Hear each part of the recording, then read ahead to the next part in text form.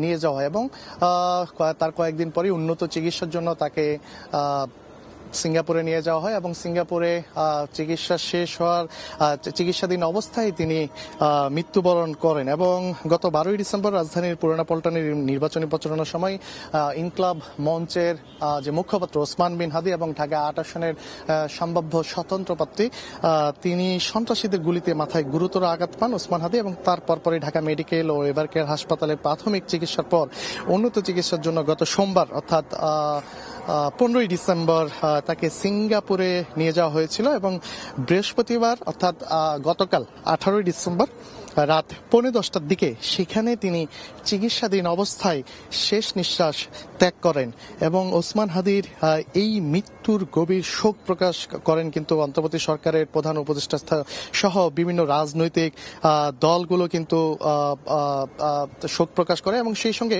আগামীকাল শনিবার অর্থাৎ যদি বলি যে 20 ডিসেম্বর সারা দেশে রাষ্ট্রীয় শোক ঘোষণা করা হয়েছে, ইতিমধ্যে আপনারা জানেন। যদি একটু আবারও জানিয়ে রাখতে চাই যে মূলত এখানে এখন কিছুক্ষণ আগেই বিজি 585 সিঙ্গাপুরের যে চাঙ্গি আন্তর্জাতিক বিমানবন্দর থেকে স্থানীয় সময় বিকেল 4:03 এবং ঢাকার সময় দুপুর 2:03 ওসমান হাদির মরদেহ নিয়ে ঢাকার উদ্দেশ্যে উড্ডয়ন করে এবং সেটি কিছুক্ষণ আগেই পৌঁছায় এবং সন্ধ্যা 5:50-এর দিকে হযরত শাহজালাল আন্তর্জাতিক বিমানবন্দরে অবতরণের কথা থাকলো তার কিছুক্ষণ আগে আমরা দেখেছি যে হযরত শাহজালাল আন্তর্জাতিক বিমানবন্দরের রানওয়েতে অবতরণ করে এবং তার পরপরে এখন যে কার্যক্রমগুলো রয়েছে ভিতরে সেইটি শেষ হওয়ার পর 8 নম্বর গেট দিয়ে এলিভেটেড এক্সপ্রেস হয়ে হাতিরঝিল, এফডিসি, মগবাজার, হাইকোর্ট, দোয়েল চত্বর এবং টিএসসি এবং সবশেষ ঢাবি সেন্ট্রাল যে মসজিদ রয়েছে সেই মসজিদে তার এই লাশ নিয়ে যাওয়া হবে এবং সেখানে একটি জানাজা হওয়ার কথাও আমরা ইতিমধ্যে জানতে পেরেছি। এবং আরেকটি তথ্য আপনাদেরকে জানিয়ে রাখতে চাই যে ইনকলাব মঞ্চ থেকে অতি শীঘ্রই কঠোর কর্মসূচির হুঁশিয়ারি কিন্তু তারা দিয়েছেন এবং সেই সঙ্গে এই মুহূর্তে আমরা দেখতে পাচ্ছি যে রানওয়েতে যে বিজি 585 অর্থাৎ যে বিমান বাংলাদেশ এয়ারলাইন্সের যে ফ্লাইটটি অর্থাৎ বিজি 585 যেটি সিঙ্গাপুরের চাঙ্গি আন্তর্জাতিক বিমানবন্দর থেকে উড্ডয়ন করে বিমানবন্দরে অবতরণ করেছে সেটি কিন্তু এখনো রানওয়েতে অবস্থান করছে এবং আমরা যেমনটা বলছিলাম বারবার যে সিঙ্গাপুরের একটি হাসপাতালে তিনি মূলত চিকিৎসাধীন অবস্থায় মারা যান এবং তার পরপর সেখানেও জানাজার ব্যবস্থা করা হয়েছিল। আমরা যে তথ্যটুকু পেয়েছি যে মূলত জানাজায় মানুষের সমাগম ব্যাপক হওয়ার কারণে সেখানেও কিন্তু জানাজাটি অনুষ্ঠিত হয়নি এবং তার পরপরই দুপুর 2:03 দিকে ওসমান হাদির যে মরদেহ সেটি ঢাকার উদ্দেশ্যে কিন্তু নিয়ে আসা হয় এবং তার পরপরই কিন্তু কিছুক্ষণ আগে অবতরণ করেন এবং এই যে এয়ারপোর্টের যে বাকি যে কার্যক্রম সেগুলো শেষ করে তার যে লাশটি সেটি যেভাবে নিয়ে যাওয়া হবে অর্থাৎ যে সড়কগুলো ধরে তাকে যে লাশবাহী গাড়িটি নিয়ে যাওয়া হবে সেটি যদি একটু জানিয়ে রাখতে চাই যে বিমানবন্দর 8 নম্বর গেট, এলিভেটেড এক্সপ্রেসওয়ে, হাতিরঝিল, এফডিসি সড়ক, মগবাজার, হাইকোর্ট, দোয়েল চত্বর, টিএসসি এবং সবশেষ ঢাবি সেন্ট্রাল মসজিদে সেখানেই কিন্তু লাশটি নিয়ে যাওয়া হবে। এবং এর আগে যদি আমরা বলতে চাই যে গতকাল রাত থেকেই কিন্তু এই খবর শোনার পর থেকেই হাদির সমর্থক এবং সাধারণ মানুষরা কিন্তু সড়কে নেমে আসে এবং এক পর্যায়ে আমরা দেখেছি যে শাহবাগে তারা অবস্থান নেয় এবং অবস্থানকারীদের স্পষ্ট বার্তা যতক্ষণ পর্যন্ত এই হাদি যে গুলিবিদ্ধ হয়েছে সেই সকল আসামিদেরকে যতক্ষণ পর্যন্ত ধরা হবে না ততক্ষণ পর্যন্ত তারা এই শাহবাগের যে চত্বর সেখান থেকে তারা যাবেন না বলে তারা কিন্তু গতকাল রাত থেকে হুঁশিয়ারি দিয়ে আসছিলেন এবং বিভিন্ন রাজনৈতিক দলও কিন্তু শোক প্রকাশ করেছেন এবং সেই সঙ্গে অন্তর্বর্তী সরকারের যে প্রধান উপদেষ্টা তিনিও কিন্তু শোক প্রকাশ করেছেন এবং আগামীকাল আমরা যেটি জানি যে মূলত শনিবার 20 ডিসেম্বর সারা দেশে কিন্তু রাষ্ট্রীয় শোক ঘোষণা করা হয়েছে। আপনাদেরকে যদি জানিয়ে রাখতে চাই যে জুলাই গণ অভ্যুত্থানে একদমই সম্মুখভাগের যোদ্ধা এবং ইনকলাব মঞ্চের মুখপাত্র শহীদ শরীফ ওসমান হাদির মরদেহ কিন্তু শুক্রবার অর্থাৎ সন্ধ্যায় কিছুক্ষণ আগে নিয়ে আসা হয়েছে এবং আমরা দেখতে পাচ্ছি যে লাশটি কিন্তু নামানো হচ্ছে যে প্লেন থেকে সেটি কিন্তু আমরা নামানো হচ্ছে আমরা দেখতে পাচ্ছি এবং কফিনটি যেটি রয়েছে সেটি কিন্তু নামানো হয়েছে এবং কফিনটির মধ্যে আমরা দেখতে পাচ্ছি যে কফিনের উপরে বাংলাদেশের যে পতাকা সেটি দিয়ে একদম ঢেকে রাখা হয়েছে। যেমনটা বারবার বলছিলাম যে কিছুক্ষণ আগেই যে ফ্লাইটটি অবতরণ করে এবং তার পরপরই ফ্লাইটের ভিতরে মূলত লাশটি ছিল এবং সেটি এই মুহূর্তে বের করা হচ্ছে এবং আমরা দেখতে পাচ্ছি যে এই কফিনটি কিন্তু যে বাংলাদেশের অর্থাৎ আমাদের যে জাতীয় পতাকা সেটি দিয়ে কিন্তু ঢেকে রাখা হয়েছে এবং এই কফিনটি এয়ারপোর্টের ভিতরের যে কার্যক্রম সেই কার্যক্রম শেষ হওয়ার পরপরই কিন্তু আমরা আমাদের হাতে যে তথ্যটুকু এসেছে যেই সড়ক ধরে মূলত ঢাবি সেন্ট্রাল মসজিদের একটি জানাজা হওয়ার কথা রয়েছে সেটি যদি একটু জানিয়ে রাখতে চাই যে বিমানবন্দর 8 নম্বর গেট দিয়ে বের হওয়ার পরপরই এলিভেটেড এক্সপ্রেসওয়ে এবং হাতির ঝিল, এফডিসি সড়ক, মগবাজার, হাইকোর্ট, দোয়েল চত্বর এবং টিএসসি ঢাবি সেন্ট্রাল মসজিদে গিয়ে সবশেষ সেই গাড়িটি থামানো হবে এবং সেখানেই লাশটি বের করা হবে এবং সেই সঙ্গে একটু যদি জানিয়ে রাখতে চাই যে এই মুহূর্তে আমরা দেখতে পাচ্ছি যে রানওয়েতে কিছুক্ষণ আগেই মূলত লাশটি বের করা হয়েছে। আমরা তো এতক্ষণ এখান থেকেই যে অবতরণ করার খবরটি আপনাদেরকে জানাচ্ছিলাম। আমরা এই মুহূর্তে একটু হযরত শাহজালাল আন্তর্জাতিক বিমানবন্দরের 8 নম্বর গেটে যেতে চাই। সেখানে আছেন আমার সহকর্মী আফজাল হোসেন, আমরা একটু তার কাছ থেকে বিস্তারিত জানবো।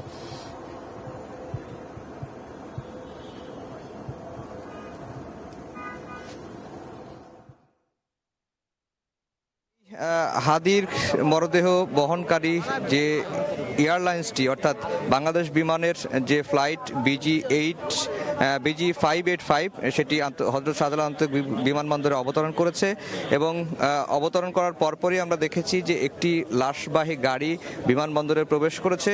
সঙ্গে দুটি পতাকাবাহী গাড়ি ছিল, পাজেরো গাড়ি, এবং তাদের সঙ্গে পুলিশ প্রোটোকল ছিল। অনেকেই বলছেন যে দুজন উপদেষ্টা রয়েছেন হাদির মরদেহটি গ্রহণ করার জন্য।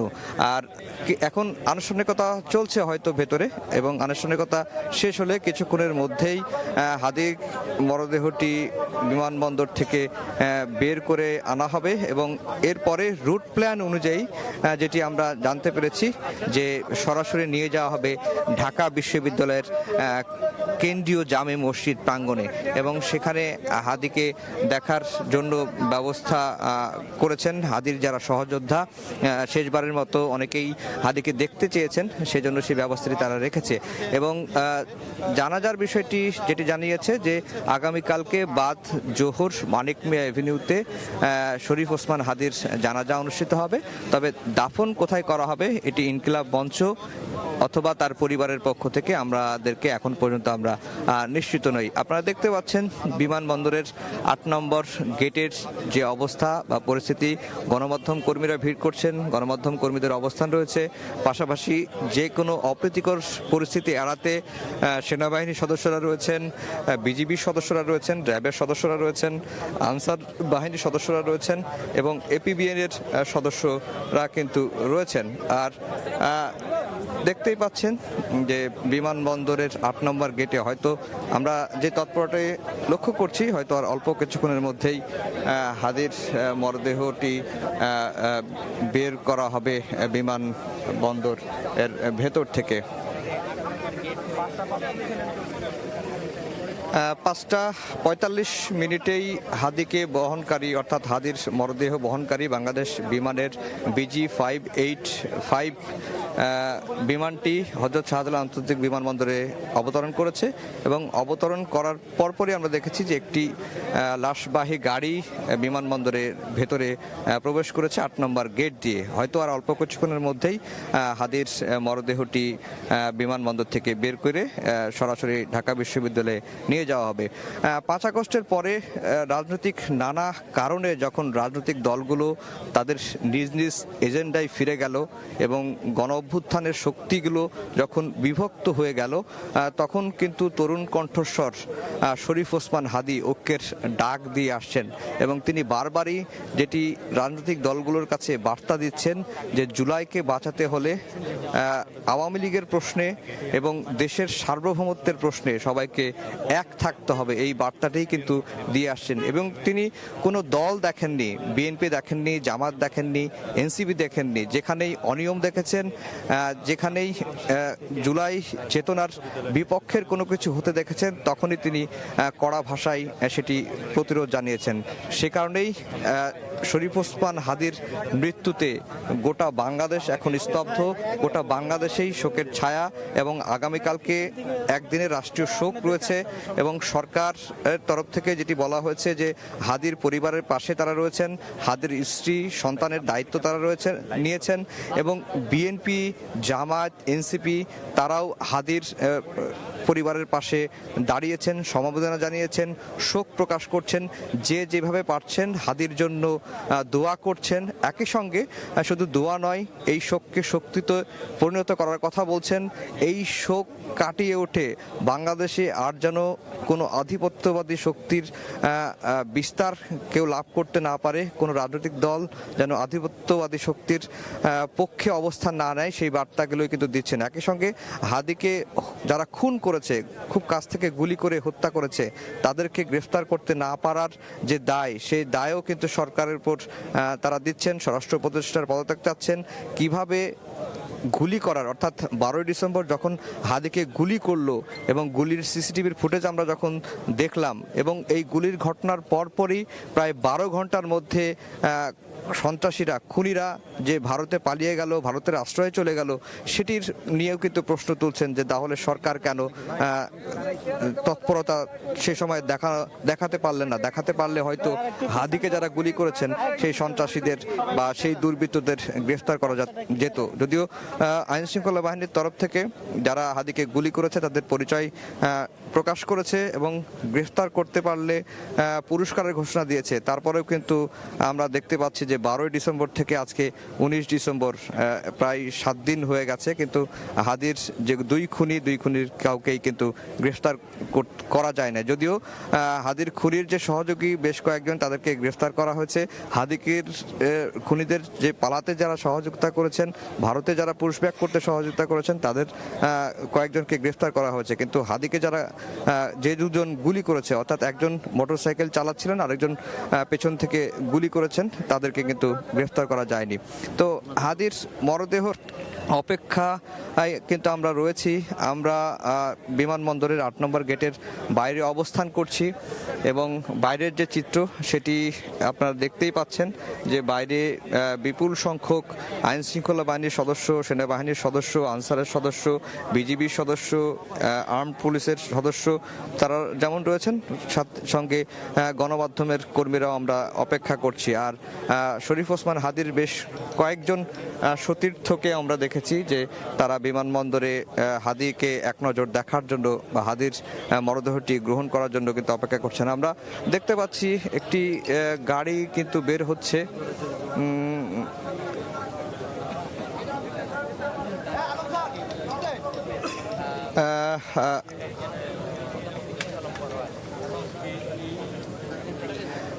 দর্শক দেখতেই পাচ্ছেন যে হাদির কে বহনকারী, অর্থাৎ হাদির মরদেহ বহনকারী যে বাংলাদেশ এয়ারলাইন্সের BG585 বিমানটি 5:40 হযরত শাহজালাল 45 মিনিটে হযরত শাহজালাল আন্তর্জাতিক বিমানবন্দরে অবতরণ করেছে এবং অবতরণ করার পরে লাশবাহী একটি গাড়ি ভেতরে প্রবেশ করেছে। আমরা হয়তো ভেতরে আনুষ্ঠানিকতা চলছে, যেহেতু গণমাধ্যম কর্মীদের দাঁড়ানোর জন্য, অবস্থান করার জন্য সীমাবদ্ধ একটি জায়গায় আটকে দেওয়া হয়েছে। আমরা ভেতরের দৃশ্য আসলে দেখাতে পারছি না। হয়তো অল্প কিছুক্ষণের আনুষ্ঠানিকতা শেষে হাদির মরদেহ বহনকারী লাশবাহী গাড়ি এই 8 নম্বর গেট দিয়ে বের হবে এবং বের হওয়ার পরেই হাদির মরদেহটি সরাসরি ঢাকা বিশ্ববিদ্যালয়ে নিয়ে যাওয়া হবে এবং রুট প্ল্যান যেটি দেওয়া হয়েছে যে বিমানবন্দর থেকে বের করে এলিভেটেড এক্সপ্রেস ওয়ে হয়ে মগবাজার হয়ে দোয়েল চত্বর হয়ে ঢাকা বিশ্ববিদ্যালয়ের কেন্দ্রীয় মসজিদে নেওয়া হবে। যেটি আমি আগেই বলছিলাম যে 5 আগস্টের পরে 5 আগস্টের পরে যখন রাজনৈতিক দলগুলো নানা ইস্যুতে বিভক্ত হয়ে গেছে এবং নানা এজেন্ডার তারা নানা এজেন্ডা বা নানা ইস্যুতে তারা যখন দ্বিধাবিভক্ত গণ অভ্যুত্থানের অংশগ্রহণকারী শক্তিগুলো, তখন শরীফ ওসমান হাদী ছিলেন প্রতিবাদী কণ্ঠস্বর এবং তিনি সবসময় ঐক্যের বার্তা দিয়ে আসছেন। এবং জুলাইকে বাঁচাতে হলে বা জুলাই চেতনা অক্ষুণ্ণ রাখতে গেলে রাজনৈতিক দলগুলোর মধ্যে ঐক্যের কোনো বিকল্প নেই, সেটি কিন্তু বারবার তিনি বলে আসছেন। পাশাপাশি তিনি সাংস্কৃতিক একটি মুভমেন্ট, সাংস্কৃতিক একটি আন্দোলন তিনি করে আসছেন। ভারতীয় আধিপত্যবাদ থেকে শুরু করে যত ধরনের আধিপত্যবাদ বিরোধী যে শক্তিগুলো রয়েছে সেটি যেন বাংলাদেশে মাথাচাড়া দিয়ে উঠতে না পারে বা বাংলাদেশকে তাদের কবলে বা তাদের আয়ত্ত নিতে না পারে, সেই আন্দোলনটি তিনি করছেন।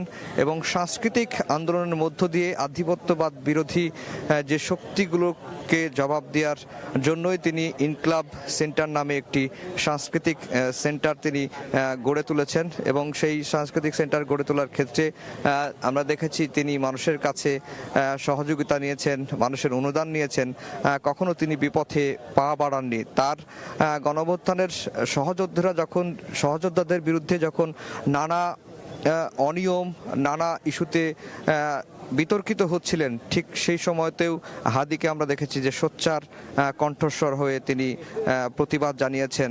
তিনি যেটি বিশ্বাস করতেন সেটি স্পষ্ট বাক্যে তিনি বলতেন। সেই বিষয়গুলো দেখেছি। সেই কারণে সকল দল মত অর্থাৎ গণঅভ্যুত্থানের সকল শক্তির কাছেই তিনি সমান জনপ্রিয় একজন ব্যক্তি।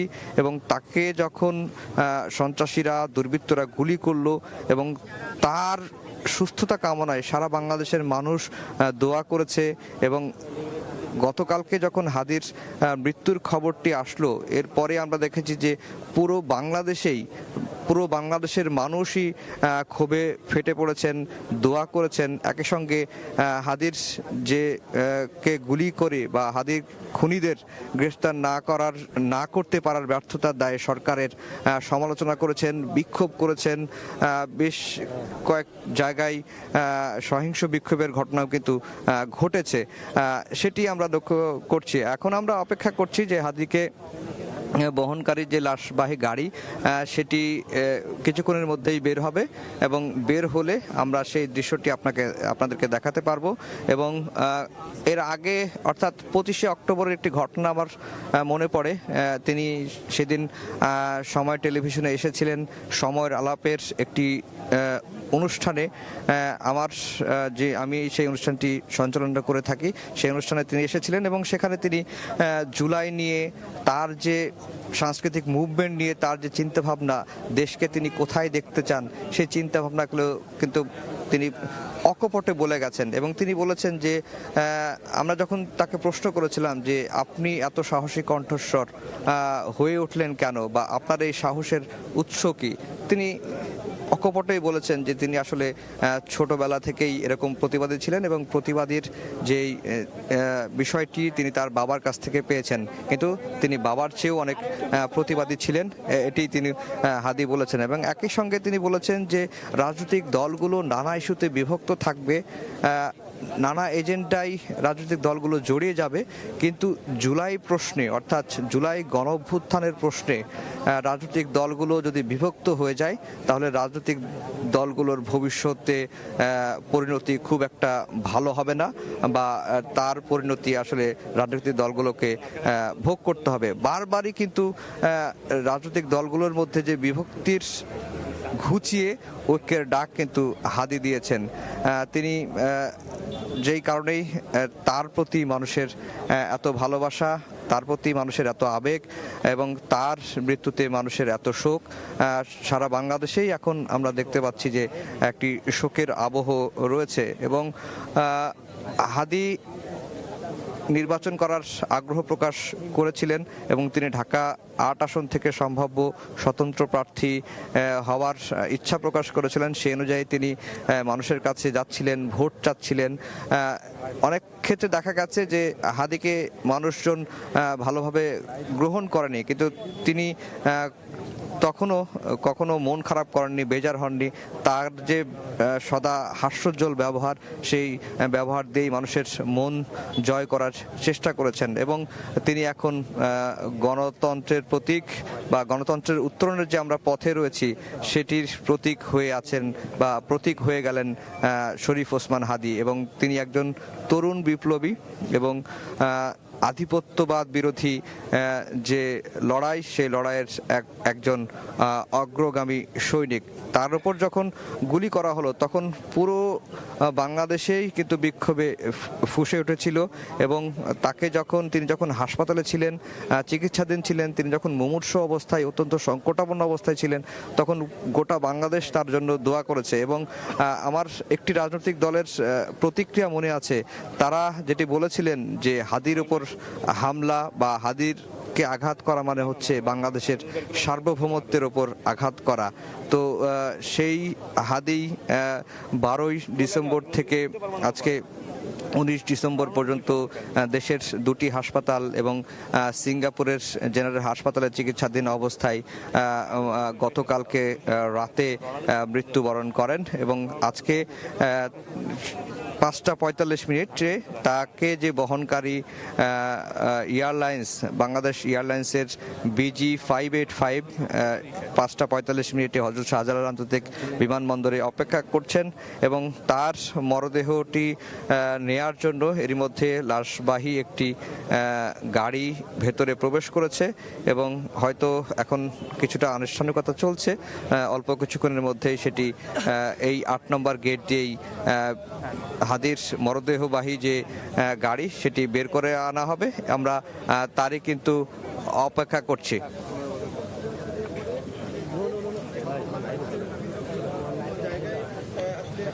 সামনে চলে আসেন।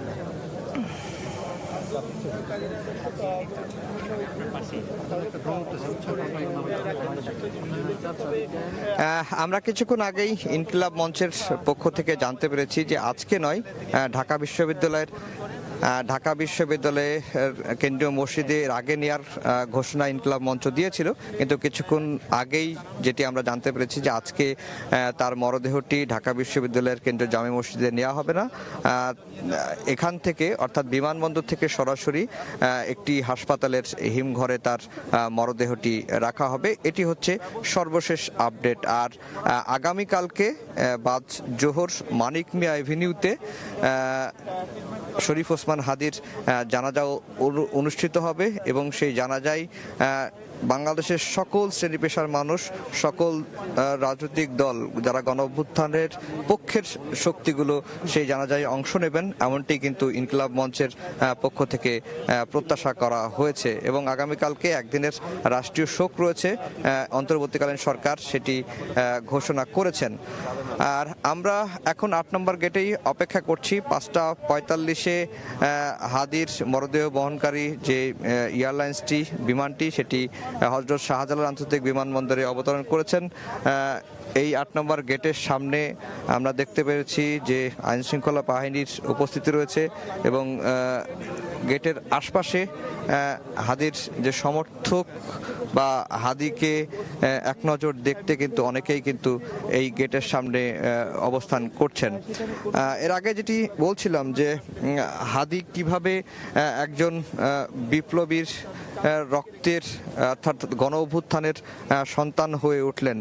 5 আগস্টের আগে অর্থাৎ জুলাই আন্দোলন যখন চলছিল তখন শরীফ ওসমান হাদি একজন সম্মুখ সারির যোদ্ধা ছিলেন এবং 5 আগস্টের পরে শেখ হাসিনার পতনের পরেও আমরা দেখেছি যে তিনি এই আধিপত্যবাদ বিরোধী যে লড়াই, বিশেষ করে সাংস্কৃতিক যে লড়াই, সেই লড়াইটি তিনি কিন্তু চালিয়ে গিয়েছেন। তিনি কোনো রাজনৈতিক দলের দলভুক্ত হননি।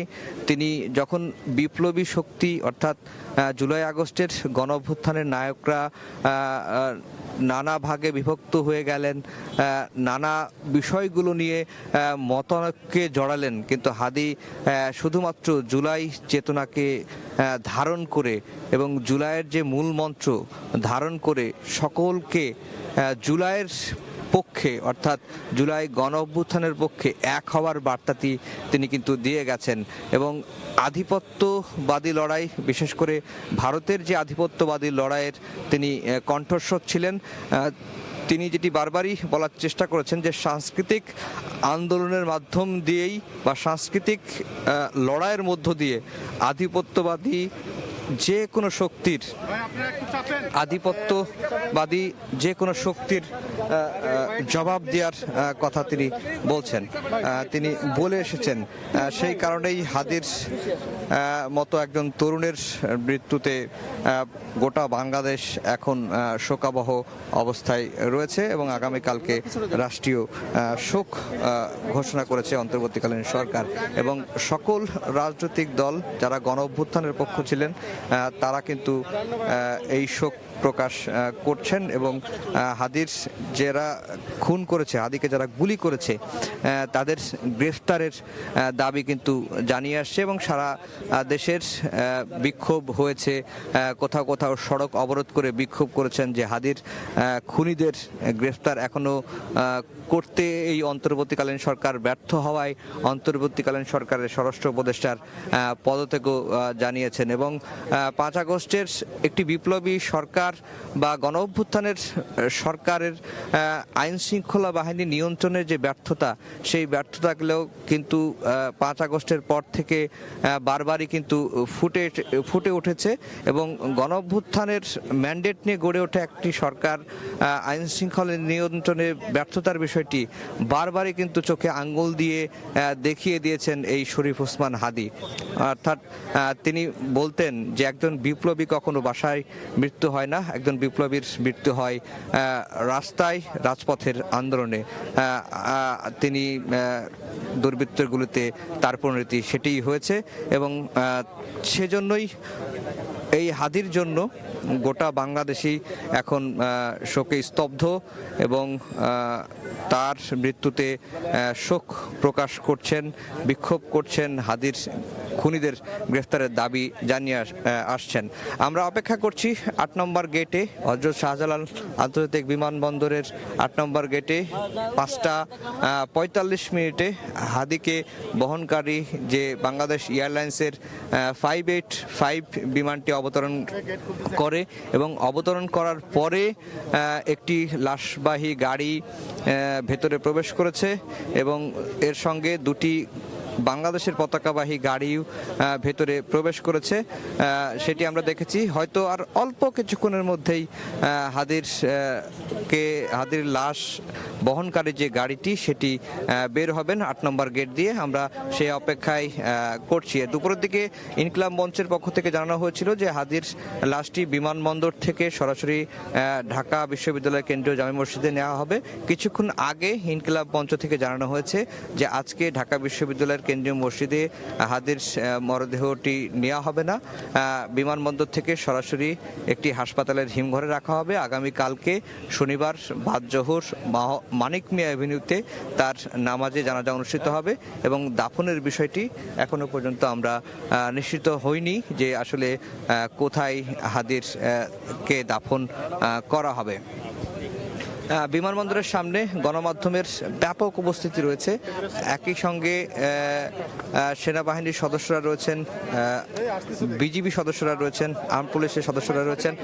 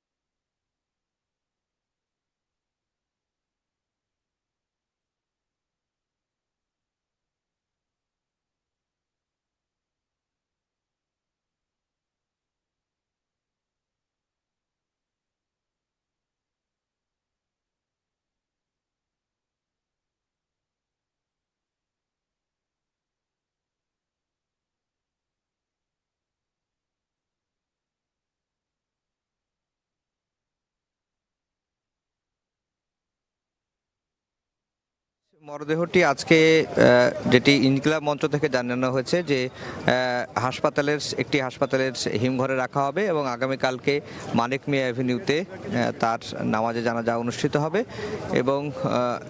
এবং যেটি দাফন কোথায় করা হবে এটি ইনকিলাব মঞ্চ বা হাদির পরিবারের থেকে এখনো আমাদেরকে জানানো হয়নি বা আমরা এখনো জানতে পারিনি।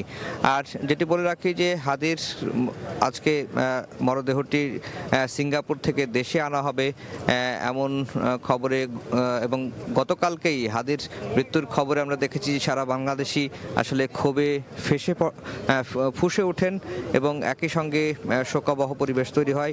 আমরা গতকালকে দেখেছি যে শাহবাগে বিক্ষোভ মিছিল হয়েছে এবং আজকেও জুমার নামাজের পর থেকে সকাল থেকেই শাহবাগে অবস্থান করে বিক্ষোভ সমাবেশ করছেন।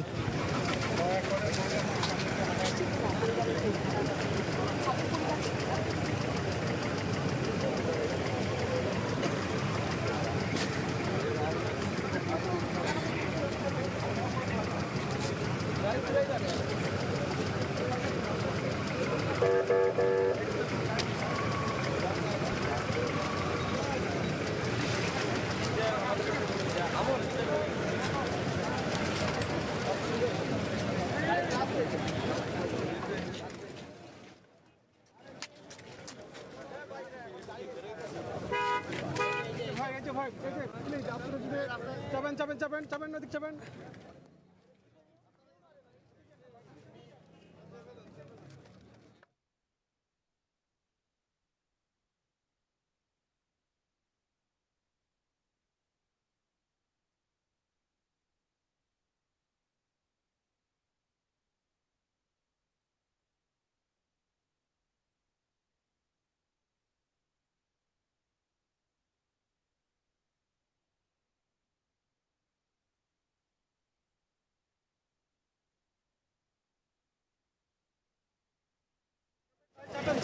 চাবেন।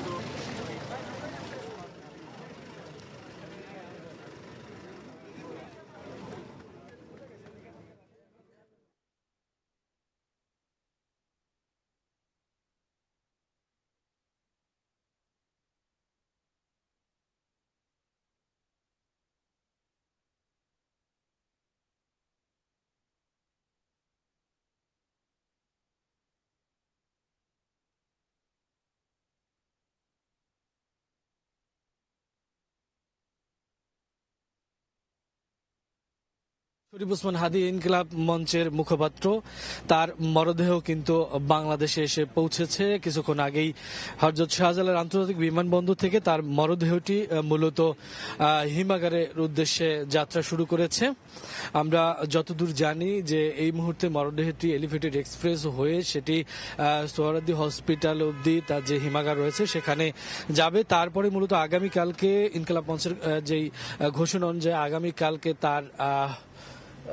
আগামীকালকে তার মরদেহের জানাজা অনুষ্ঠিত হবে। আপনারা জানেন যে শরীফ ওসমান হাদী তিনি এখন বিপ্লবের একটি অবিচ্ছেদ্য অংশ হিসেবে রয়েছেন, কেননা ওসমান হাদী যার বলিষ্ঠ কণ্ঠস্বর ছিল ইতিমধ্যেই তিনি আসলে তার বলিষ্ঠ কণ্ঠস্বরেই মূলত তার শত্রুতে রূপান্তরিত হয়েছে যারা বিভিন্ন মহল থেকে সকলেই সেটা বলছেন। কেননা শরীফ ওসমান হাদী ছিলেন অন্যায়ের বিরুদ্ধে কণ্ঠস্বর, বিপ্লবের চেতনাকে তিনি বিপ্লবের যে আকাঙ্ক্ষা সেই আকাঙ্ক্ষাকে তিনি বাস্তবায়ন করার জন্য প্রতিনিয়ত কথা বলছিলেন। সে কারণেই শত্রুরা মূলত তাকে হত্যা করে। আপনারা জানেন যে গত শুক্রবার জুমার নামাজের পরে তিনি তার যে আসন থেকে তিনি নির্বাচন করতে চেয়েছিলেন ঢাকা ৮ আসন, সেই আসনের প্রচারণার চলাকালীন তাকে গুলি করে দুর্বৃত্তরা পালিয়ে যায়। যারা গুলি করেছে তাদের প্রাথমিক শনাক্তও কিন্তু হয়েছে নিষিদ্ধ সন্ত্রাসী সংগঠন ছাত্রলীগের নেতারা, যারা সুপরিকল্পিতভাবে অনেক দিন যাবৎ শরীফ ওসমান হাদীর সাথে থেকে তাকে পর্যবেক্ষণ করে তার উপরে কিন্তু এই গুলিবর্ষণ করে এবং এই পরিকল্পিত হত্যাযজ্ঞ চালায়। ইতিমধ্যেই আপনারা জানেন যে ইতিমধ্যেই এই মামলাকে ঘিরে সারা দেশের সকল দলমত নির্বিশেষে সকলেই কিন্তু এই শরীফ ওসমান হাদীর মৃত্যুতে শোকাহত এবং সকলেই চান যে তার যারা হত্যাকারী, তার সাথে যারা পরিকল্পনাকারী, সকলেরই যাতে শাস্তি হয় এবং দ্রুত মূল পরিকল্পনাকারী, মূল হত্যাকারীরা যাতে আইনের আওতায় আসে। আপনারা জানেন যে শরীফ ওসমান হাদিকে যেদিন গুলি করা হয় সেদিনই তাকে ঢাকা মেডিকেলে জরুরি বিভাগে নেওয়া হয়, সেখান থেকে এভার কেয়ার হসপিটালে রেফার করা হয়। সেখানে তিনি কয়েকদিন থাকার পরে তাকে কিন্তু আবার উন্নত চিকিৎসার জন্য সিঙ্গাপুরে নেওয়া হয়। সিঙ্গাপুরের জেনারেল হাসপাতালে তার অস্ত্রোপচার চলাকালীন চিকিৎসাধীন তিনি মারা যান, এমনটি আমরা জানতে পেরেছি। খুব অল্প বয়সী শরীফ ওসমান হাদি বিপ্লবের এক, প্রতিবাদের এক কণ্ঠস্বর হয়ে উঠেছিলেন। তার যেই রাজনৈতিক ক্যারিয়ার সেটা সুদীর্ঘ না হলেও তার যেই কণ্ঠ, তার যেই শব্দ বাক্য, এগুলো কিন্তু রাজনীতিবিদ থেকে শুরু করে সাধারণ মানুষ সকলের হৃদয়ে গেঁথে গেছেন। সকলেই শরীফ ওসমান হাদি হতে চান। তার মৃত্যুর খবর শোনার পর থেকেই মূলত শাহবাগ থেকে শুরু করে রাজধানীর বিভিন্ন পয়েন্ট, টিএসসি, শাহবাগ, ঢাকা বিশ্ববিদ্যালয়, আপনারা জানেন আজকেও জুমার নামাজের পরে বাইতুল মোকাররমের সামনে প্রতিটি পাড়া মহল্লা, দেশের বিভিন্ন জায়গায় কিন্তু প্রতিবাদ মিছিল হয়েছে, বিক্ষোভ মিছিল হয়েছে। যারা এই হামলার সাথে জড়িত তাদের দ্রুত গ্রেপ্তার এবং তাদের শাস্তি নিশ্চিত করার জন্য। সেই সাথে সাথে সকলের এই প্রত্যাশা, শরীফ ওসমান হাদি যেটা চেয়েছিলেন, এই বাংলাদেশকে তিনি যে ইনসাফের বাংলাদেশ রূপান্তরিত হতে দেখতে চেয়েছিলেন, বিনিময়ে তিনি জীবন উৎসর্গ করে দিতে চেয়েছিলেন, তার কণ্ঠ রোধ করার জন্য তাকে গুলি করতে হবে, এই ধরনের কথাও তিনি বলেছিলেন। আপনারা জানেন যে শরীফ ওসমান হাদির মরদেহ, এখন আমরা যে তথ্য জানি সে অনুযায়ী তার মরদেহটি হৃদরোগ ইনস্টিটিউটের হিমাগারে নেওয়া হবে, কেননা সেখানে রাখার পরে আগামীকালকে মূলত তার যে জানাজা সেই কার্যক্রম পরিচালিত হবে। সেই কারণেই আজকে এয়ারপোর্টে তার মরদেহ নিয়ে সিঙ্গাপুর থেকে যে বিমানটি নামে সেই বিমান থেকে অ্যাম্বুলেন্সে করে তাকে মূলত হিমাগারের উদ্দেশ্যেই নিয়ে যাওয়া হচ্ছে। তার এই তাকে বরণ করার জন্য, তাকে দেখার জন্য, এক নজর দেখার জন্য কিন্তু ইতিমধ্যে আপনারা জানেন যে সেই জায়গাও হাজার হাজার লক্ষ লক্ষ মানুষের সমবেত হয়েছেন। সকলেই সমবেদনার সাথে বিপ্লবী কণ্ঠস্বর উচ্চারণ করছেন। এই মুহূর্তে আমরা রয়েছি এলিভেটেড এক্সপ্রেসওয়ে। মূলত এই এলিভেটেড এক্সপ্রেসওয়ে ধরেই এই শরীফ ওসমান হাদির মরদেহটি নিয়ে যাওয়া হচ্ছে এবং খুব অল্প সময়ের মধ্যেই সেখানে পৌঁছে যাবে এবং সেখানে হিমাগারে রাখার পরে মূলত কালকের আনুষ্ঠানিকতা শুরু হবে। আপনাদেরকে একটু জানিয়ে রাখি, এই শরীফ ওসমান হাদি যিনি শেষ সময়ে তার এই যে অল্প দিনের রাজনীতির ক্যারিয়ারের শেষ সময়ে যেই কথাগুলো তিনি বলেছিলেন যে তার কণ্ঠ রোধ করতে হলে শুধুমাত্র তাকে মেরে ফেলা ছাড়া তার কণ্ঠ রোধ করা যাবে না। তিনি বলেছিলেন যে আমাকে যদি মেরে ফেলা হয়, আমার কণ্ঠ হয়ে সকলেই সামনে যাতে আসে, আমাকে মেরে ফেলা হলে দ্রুত যাতে আমার খুনিদের বিচার করা হয়, তার পরিবারকে দেখা হয়, এই ধরনের নানান কথা কিন্তু তিনি বলে গেছেন, যা এখন প্রতিটি মানুষের হৃদয়ে স্পন্দন ঘটিয়েছে, সকলের আবেগের জায়গায় পরিণত হয়েছে। শরীফ ওসমান হাদি, তিনি তার সম্পর্কে একটু বলতে হয়, তিনি আসলে ঢাকা ইউনিভার্সিটিতে লেখাপড়া করতেন। তার বাড়ি ঝালকাঠির নল সিটিতে। খুব নিম্ন মধ্যবিত্ত পরিবার থেকে তিনি বেড়ে উঠেছেন। ছোটবেলায় থেকেই তিনি, যতদূর আমরা জানি, ছোটবেলায় থেকেই তিনি বিপ্লবী, তিনি অন্যায়ের বিরুদ্ধে কথা বলেছেন এবং ঢাকা ইউনিভার্সিটিতে পড়াকালীন তিনি বিভিন্ন বিষয়ে, বিভিন্ন অন্যায়ের বিরুদ্ধে তিনি কিন্তু সোচ্চার ছিলেন। আপনারা জানেন যে কোটা বিরোধী আন্দোলনের আগেও যতগুলো আন্দোলন হয়েছে, সরকারের বিভিন্ন অনিয়ম, দুর্নীতি, সব হঠকারিতার বিরুদ্ধে কিন্তু শরীফ ওসমান হাদি ছিল বলিষ্ঠ কণ্ঠস্বর। তার খুব বেশি বয়সও কিন্তু তার হয়নি। আমরা যতদূর জানি যে তিনি 1993 সালে মূলত জন্মগ্রহণ করেন, সেই সূত্রে খুব বেশি বয়সও কিন্তু তার হয়নি। কিন্তু অল্প বয়সে তিনি যেই তারুণ্যের প্রতীক হয়ে দাঁড়িয়েছিলেন, যুবকদের অন্যায়ের কণ্ঠ হয়ে দাঁড়িয়েছিলেন, সেটা কিন্তু সেটা কিন্তু আপনাদের বলতে হয়। বিজয় সরণি পাশ দিয়ে যাচ্ছে,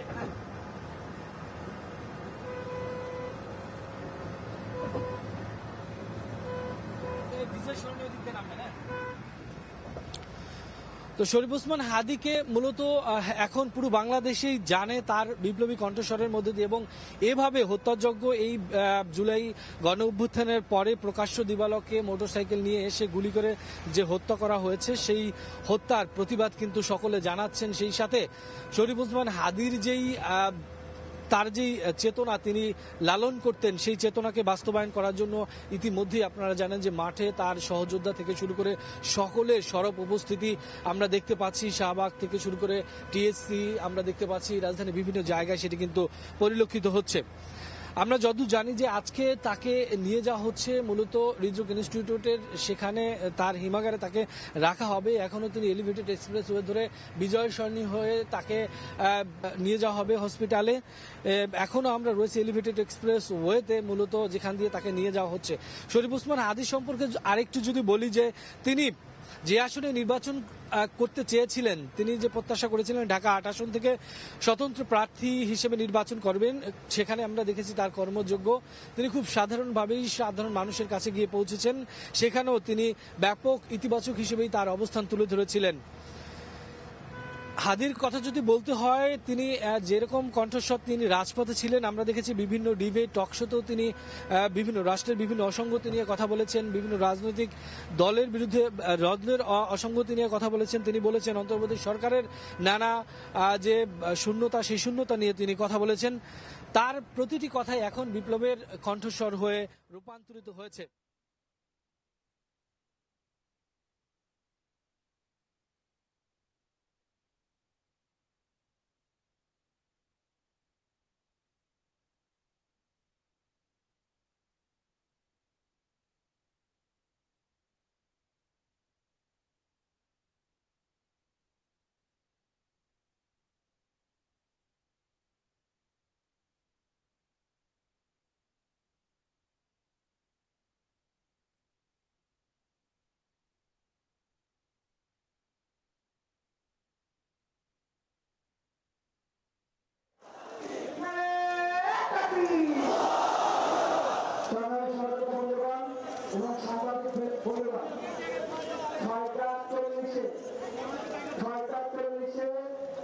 আমাদের শহীদ ওসমান হাদীর জানাজা পরিবারের সিদ্ধান্ত বক্তব্য স্বাধীন বিষয়ে ব্রিফ করা হবে। ৬টা ৪০ এরা করে স্বাধীন আছে ৬টা ৪০ এখানে ব্রিফ করে দেওয়া হবে। এই এক খালি লোকান্তরে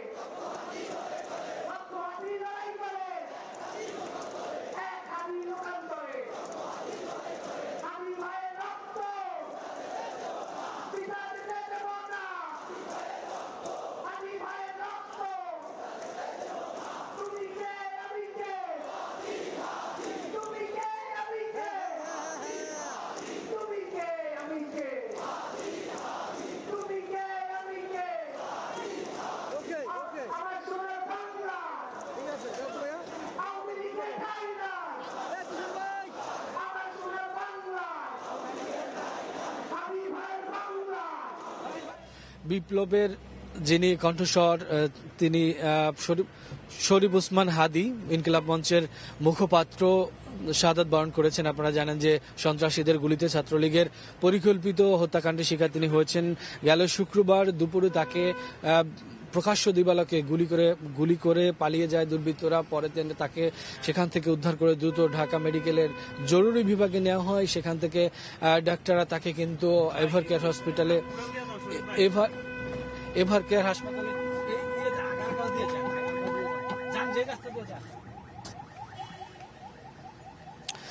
সেখান থেকে তাকে উন্নত চিকিৎসার জন্য মূলত ডাক্তাররা সিঙ্গাপুরের জেনারেল হাসপাতালে নিয়ে যায়। সেখানে মূলত তিনি গতকালকে রাত 10:45টার দিকে মৃত্যুবরণ করেন। চিকিৎসাধীন অবস্থায় তার মৃত্যু হয়। চিকিৎসকরা আপ্রাণ চেষ্টা করেছিলেন যার যার জায়গা থেকে শরীফ ওসমান হাদীকে বাঁচানোর জন্য, কিন্তু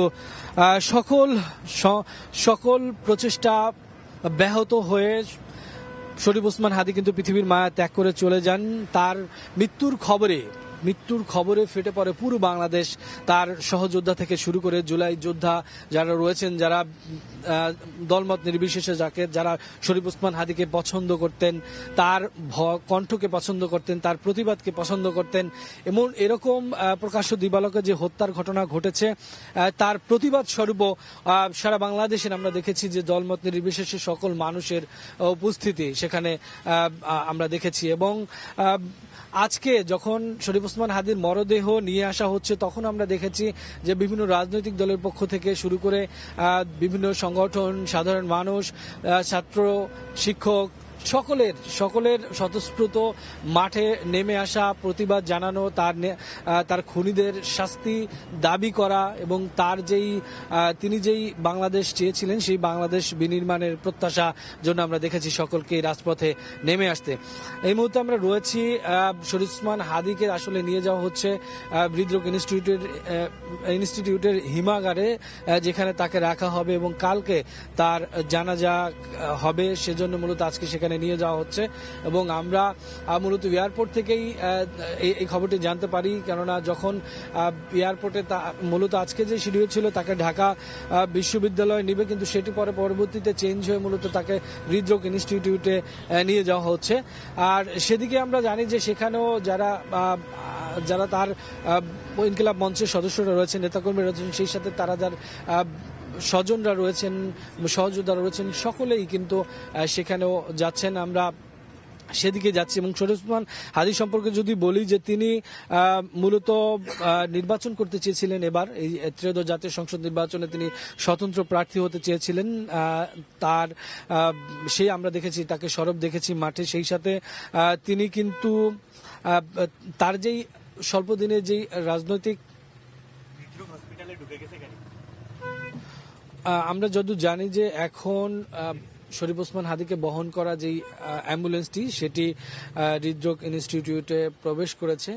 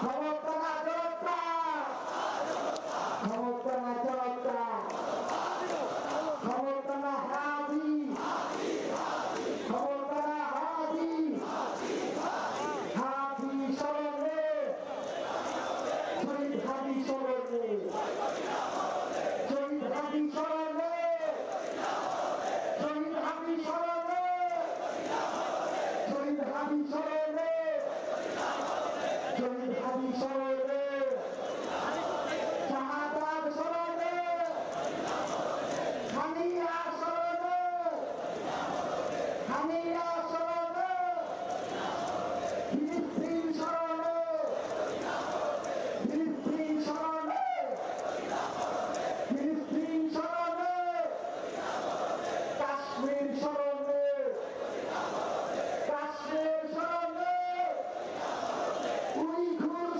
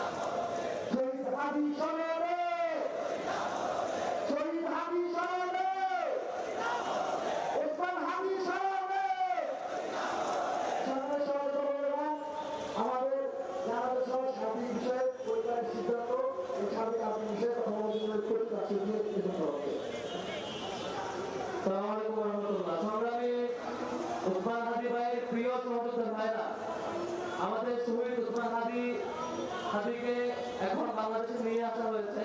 এখন এয়ারপোর্টে আছে, এয়ারপোর্ট থেকে নিয়ে আসা হচ্ছে। যেসব সিদ্ধান্ত পরিবারের সিদ্ধান্তে গৃহীত হয়েছে, পরিবার এবং ইনকিলাব মঞ্চে সংশ্লিষ্ট ব্যক্তিবর্গ এবং হাদি ভাইয়ের অন্যান্য প্রিয় কাছের ভাইরা সবাই মিলে যেসব সিদ্ধান্ত গ্রহণ করেছে সেগুলো আপনাদেরকে জানাচ্ছি। এক নম্বর, জানাজার ব্যাপারে আগামীকাল 2:30টায় জাতীয় সংসদ ভবনের পাশে যে এরিয়া, সেখানে জানাজা অনুষ্ঠিত হবে ইনশাআল্লাহ। জাতীয় সংসদ ভবনের দক্ষিণ পাতায় আগামীকাল বেলা 2:30টায় বাদ জোহরের পরে আমাদের শহীদ উসমান হাদি ভাইয়ের জানাজা অনুষ্ঠিত হবে। সেখানে আপনারা সবাই নিশ্চয়ই অংশগ্রহণ করবেন এবং সবার সাথে সেদিন হাদি ভাইয়ের যে জানাজা হবে, জানাজা শেষে হাদি ভাইকে সামনে রেখে আমরা বিশাল মিছিল নিয়ে সবাই জমায়েত হবো ইনশাআল্লাহ। এবং দাফনের ব্যাপারে সিদ্ধান্ত হয়েছে, পরিবারের সিদ্ধান্ত এবং শহীদ হাদি ভাইকে জানাজা শেষে বিশাল মিছিল নিয়ে সবাইকে এসে আমাদের ঢাকা বিশ্ববিদ্যালয়ের কেন্দ্রীয় মসজিদের পাশে শহীদ উসমান হাদি ভাইকে দাফন করা হবে। এই দুইটা সিদ্ধান্ত গৃহীত হয়েছে। তৃতীয়ত, আজকে আপনাদের অনেক আগ্রহ ছিল যে আপনারা আজকে হাদি ভাইকে দেখবেন, আপনাদের সবার আগ্রহের জায়গা ছিল, কিন্তু পরিবার আপনাদের কাছে বিনীত অনুরোধ জানিয়েছেন তারা আজকে শেষবারের মতো হাদি ভাইকে কাছে পেতে চায়। আপনারা যে সুযোগ দিচ্ছেন সেই জায়গা থেকে আজকে হাদি ভাইকে তার পরিবারের কাছে রাখা হবে। পরিবার হাদি ভাইকে পাশে পাবেন। আমরা ইনশাআল্লাহ কালকে হাদি ভাইকে সামনে রেখে জানাজা শেষে বিশাল মিছিল নিয়ে ভারতীয় আধিপত্যবাদের বিরুদ্ধে আমাদের অবস্থান জানান দিব এবং সবাই জমায়েত করব ইনশাআল্লাহ। আগামীকাল জানাজা 2:30টায় সবাই সাক্ষাৎ হচ্ছে ইনশাআল্লাহ। জানাজা অংশগ্রহণ করব। জানাজা শেষে সবাই হাদি ভাইকে সামনে রেখে আমরা শহীদ হাদির লাশ কাঁধে নিয়ে আমরা মিছিল আসবে শাহবাগে এবং সেই আধিপত্যবাদের বিরুদ্ধে আমাদের সে ভয়ের সাথে সবসময় জানিয়ে থাকে। আমরা হাদি ভাইকে ঢাকা বিশ্ববিদ্যালয়ের সেই কেন্দ্রীয় মসজিদের পাশে ইনশাআল্লাহ সবসময় পাশে পাচ্ছি ইনশাআল্লাহ। এই সিদ্ধান্তগুলো গৃহীত হয়েছে। আপনাদের কাছে বলতে দিতে আজকে পরিবারের কাছে হাদি ভাইয়ের লাশ থাকবে। পরিবার হাদি ভাইকে শেষবারের মতো পাশে পাবেন। আমরা ইনশাআল্লাহ আগামীকালকে পাচ্ছি ইনশাআল্লাহ। সবাইকে ধন্যবাদ জানাচ্ছি এবং আমাদের বিক্ষোভ, আমাদের দাবি সেগুলো সবসময় চলমান থাকবে। আমাদের একমাত্র বড় যে দাবি ছিল সেটা কোনো পূরণ হয় নাই, সেটা হচ্ছে পুলিশ প্রশাসন থেকে শুরু করে প্রত্যেকটা প্রশাসনের জায়গায় যেসব সন্ত্রাসী আওয়ামী লীগের দূষণটা রয়েছে তারা এখনো এখানে ঘুরে বেড়ায়। যদি পুলিশ প্রশাসন সহ অন্যান্য প্রশাসনে যেসব আওয়ামী দূষণটা রয়েছে তাদেরকে চাকরিচ্যুত করানো যায়, জাহাঙ্গীর গতি চাইছে, আমরা সেই দাবি জানাচ্ছি এখান থেকে। আর হাদি ভাইয়ের শাহাদাত এবং সামগ্রিক পরবর্তীতে যে সকল দাবি জানানো হবে সেগুলো আগামীকাল জানাজার মাঠ থেকে একসাথে সম্মিলিতভাবে জাতীয় ঐক্যের মাধ্যমে সেই ঘোষণায় আসবে ইনশাআল্লাহ। আগামীকাল জানাজার সবার সাক্ষাৎ হচ্ছে। জানাজা শেষে হাদি ভাইয়ের লাশ কাঁধে নিয়ে আর ভারতীয় আধিপত্যবাদের বিরুদ্ধে যে বিশাল মিছিল হবে সেই মিছিল আপনাদের সবার সাক্ষাৎ হচ্ছে ইনশাআল্লাহ। এবং আমরা হাদি ভাইকে ঢাকা বিশ্ববিদ্যালয়ের কেন্দ্রীয় মসজিদের পাশে আমরা যখন পাবো, এই বিশ্ববিদ্যালয়ের তরুণরা, সারা দেশের সকল তরুণরা এই আধিপত্যবাদের বিরুদ্ধে তার এই আন্দোলন জারি রাখবে। সবাইকে ধন্যবাদ জানাচ্ছি। প্রিয় ভাইরা, আগামীকাল শহীদ উসমান হাদির কঠিন ছুঁয়ে আমরা শপথ নেব ভারতীয় আগ্রাসন আধিপত্যবাদের শেষ চিহ্নটুকু ভেঙে চুরমার করে তারা কোনো থাকবে না। এই ভারতীয় আধিপত্যবাদকে ধ্বংস করতে আমাদেরকে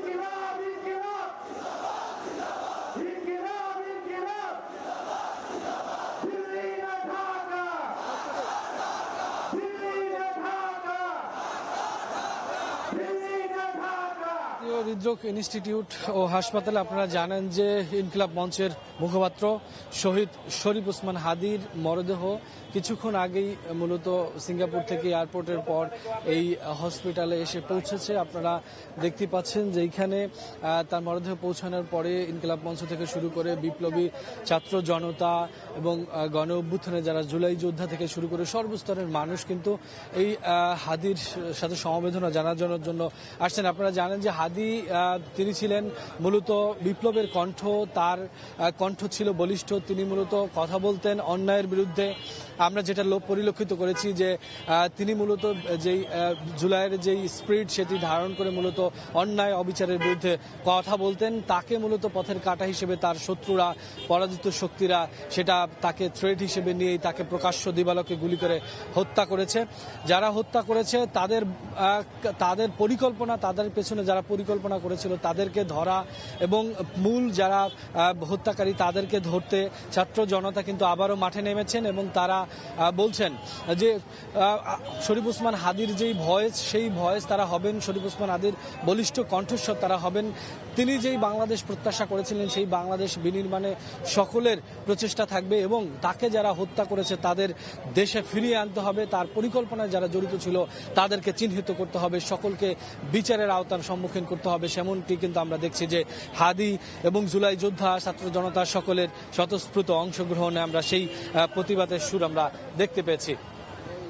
আমরা দেখছি যে হাদিকে মূলত দল মত নির্বিশেষে সকলেই শরীফ ওসমান হাদির জন্য তাদের হৃদয় ভেঙেছে। শরীফ ওসমান হাদির এই অকাল মৃত্যুতে সকলেই শোকাবহ। হাদির মতো সকলেই হতে চান, হাদির কণ্ঠস্বর সকলেই হতে চান।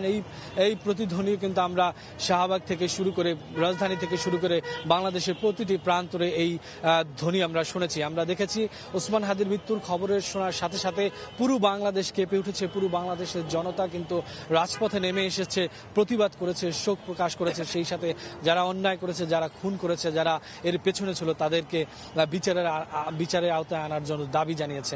এখনো কিন্তু রাজপথে রয়েছে সেই ছাত্র জনতা, বিপ্লবী সকলেই কিন্তু এখনো রাজপথে। শরীফ ওসমান হাদির সহযোদ্ধারা রাজপথে, তার অনুরাগীরা রাজপথে, তাকে যারা ভালোবাসতেন তারা সকলেই কিন্তু এখনো রাজপথে রয়েছেন এবং সকলেই এই ওসমান হাদিকে যারা হত্যা করেছেন তাদের বিচার চান। এই মুহূর্তে শরীফ ওসমান হাদির নিথর দেহ সেটি কিন্তু জাতীয় হৃদরোগ ইনস্টিটিউট ও হাসপাতালে মূলত তার জানাজা অনুষ্ঠিত হবে, এমনটি এখন পর্যন্ত ইনকিলাব মঞ্চ থেকে আমাদেরকে জানিয়েছে। আপনারা দেখতে হাদির প্রতি ভালোবাসা, সেই ভালোবাসা এবং কিন্তু আমরা দেখছি তার সহযোদ্ধা, সহপাঠী, তার অনুরাগী, ভালোবাসার মানুষ সকলেই কিন্তু দলমত নির্বিশেষে এখানে এসে উপস্থিত হয়েছেন শুধুমাত্র হাদিকে দেখার জন্য, হাদির পাশে থাকার জন্য, হাদির যে কণ্ঠ সেই কণ্ঠকে ধারণ করার জন্য। আপনারা জানেন যে গত শুক্রবার মূলত শরীফ ওসমান হাদি যে আসনে নির্বাচন করতে চেয়েছিলেন, প্রত্যাশা করেছিলেন, আমরা তাকে সরব দেখেছি। সেই আসনে তিনি যখন প্রচারণা চালাচ্ছিলেন তখনই সন্ত্রাসীরা এসে তাকে প্রকাশ্য দিবালোকে গুলি করে। তারপরে তিনি সেখান থেকে ঢাকা মেডিকেল হাসপাতালে নিয়ে যাওয়া হয়, এভার কেয়ার হয়ে সিঙ্গাপুরে নিয়ে যাওয়ার পরেও কিন্তু তাকে বাঁচানো যায়নি। তিনি মৃত্যুর সাথে পাঞ্জাবে রয়েছেন 7 দিন। আপ্রাণ চেষ্টা করা হয়েছিল তাকে কোনোভাবে তাকে ফিরিয়ে আনা যায়, যে পুরো জাতি তার জন্য দোয়া করেছেন, সকলেই দোয়া করেছেন যাতে যে কোনো মূল্যে শরীফ ওসমান হাদি যাতে বাংলার বুকে ফিরে আসে, কিন্তু সেটি আর হয়নি। সকলের দোয়া তিনি যাতে পরপারে ভেস্ত নসিব হয়, তার যে বলিষ্ঠ কণ্ঠস্বর ছিল সেটি যাতে অক্ষুণ্ণ থাকে সকলের মধ্যেই, সেটি যাতে ধারণ করে সেই প্রত্যাশা সকলেই করছেন। এবং আমরা দেখতে পাচ্ছি যে তার মৃত্যুর খবর শোনার সাথে সাথে পুরো বাংলাদেশ, রাজধানী থেকে শুরু করে পুরো বাংলাদেশের মানুষ কিন্তু আবারও রাজপথে নেমেছেন, আবারও কিন্তু সবাই গর্জে উঠেছেন ভারতীয় আধিপত্যের বিরুদ্ধে, গর্জে উঠেছেন যারা অপশাসন, দুঃশাসন করতে চায় তাদের বিরুদ্ধে, অন্যায়ের বিরুদ্ধে ন্যায়ের কণ্ঠ হতে সকলে কিন্তু আবার রাজপথে নেমেছেন। আপনারা জানেন শরীফ ওসমান হাদির যে কণ্ঠ সেটি কিন্তু অন্যায়ের বিরুদ্ধে কথা বলা, ন্যায়ের পক্ষে কথা বলা, ইনসাফ ভিত্তিক বাংলাদেশ গড়ে তোলার জন্য। এবং তিনি বিশেষ করে ভারতের যে আধিপত্য, সেই আধিপত্যের বিরুদ্ধে কিন্তু কথা বলতেন। আমরা সেমনটি তার কণ্ঠে দেখেছি। তার কণ্ঠ ছিল অকুত ভয়ের এবং তিনি কিন্তু শেষ সময় বলেছিলেন যে তাকে যদি থামাতে হয় তাহলে তাকে গুলি করতে হবে, তার কণ্ঠকে থামিয়ে দিতে হলে তাকে মেরে ফেলা ছাড়া উপায় নেই। তার কারণ তিনি অকুত ভয়, তিনি রাজপথে নেমেছেন, যতদিন পর্যন্ত তার জীবন থাকবে তিনি অন্যায়ের বিরুদ্ধে কথা বলবেন। আমরা দেখেছি যেই কুচক্রী মহল, যেই সন্ত্রাসী বাহিনী তার সেই কণ্ঠকে থামিয়ে দেওয়ার জন্য কিন্তু সুদীর্ঘ পরিকল্পনার ছক এঁটেছিলেন। তাকে যারা হত্যা করেছেন তারা কিন্তু তার সাথেই ছিলেন। সুপরিকল্পিতভাবে ছক এঁটে পরিকল্পিতভাবেই কিন্তু শরীফ ওসমান হাদীকে হত্যা করা হয়, সেই তথ্য আমরা জেনেছি। হত্যার পরে তারা কিন্তু ভারতে পালিয়ে গেছেন, সেই তথ্য আমরা জেনেছি। এই শরীফ ওসমান হাদীর যেই হত্যাযজ্ঞ, সেই হত্যাযজ্ঞটি দীর্ঘদিন